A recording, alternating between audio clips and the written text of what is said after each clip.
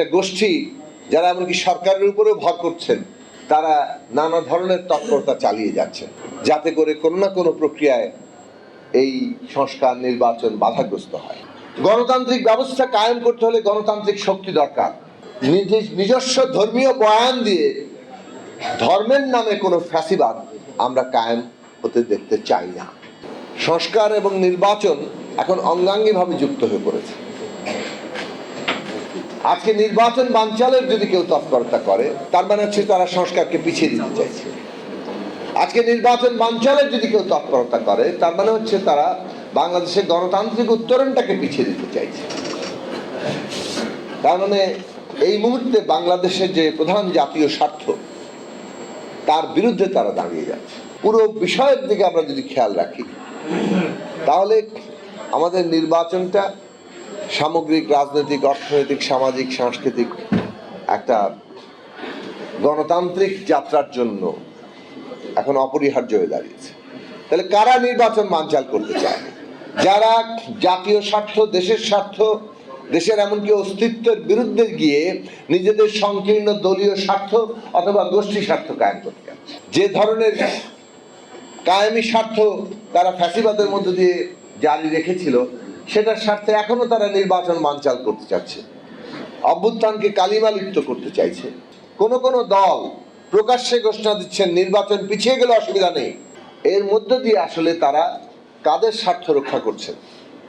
একদিকে যেমন ওই গোষ্ঠী স্বার্থকে তারা নানাভাবে আরো শক্তি যোগাচ্ছেন, অন্যদিকে নিজেদের দলীয় স্বার্থকে এর মধ্য দিয়ে হাসিল করতে চেষ্টা করছেন।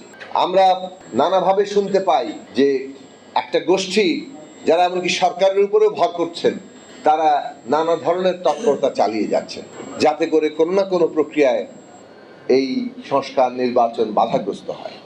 আমরা মনে করি যে এই রাজনৈতিক উত্তরণের ক্ষেত্রে সরকারের এমন কোনো পদক্ষেপ নেওয়া ঠিক হবে না যেটা আসলে রাজনৈতিক দলগুলোর ন্যূনতম ঐকমত্যকে ভেঙে দেয় কিংবা সেটাকে বিপর্যয়ের মধ্যে ফেলে।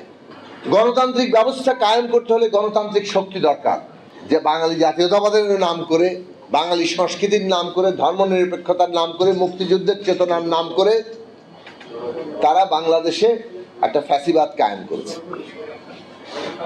এগুলো কোনোটারই তারা ধারক বাহক না, কিন্তু এগুলোকে তারা ব্যবহার করেছে ফ্যাসিবাদ কায়েমের জন্য। অভ্যুত্থান উত্তরকালে আমরা দেখতে পাচ্ছি আবার আরেক ধরনের ফ্যাসিবাদ তৈরির নানান লক্ষণ তৈরি হচ্ছে।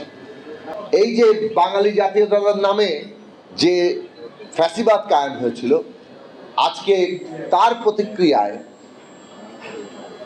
নিজস্ব ধর্মীয় বয়ান দিয়ে ধর্মের নামে কোনো ফ্যাসিবাদ আমরা কায়েম হতে দেখতে চাই না। ইউএফটি ফার্স্টের সাথে ট্রেড করুন যে কোনো জায়গা থেকে। ক্যাম্পাসে ক্লাসের ফাঁকে, ঢাকার জ্যামে বসে কিংবা ঘরে বসে, ট্রেডিং এখন হাতের মুঠোয়। তাই ট্রেড করুন যখন খুশি, যেখানে খুশি।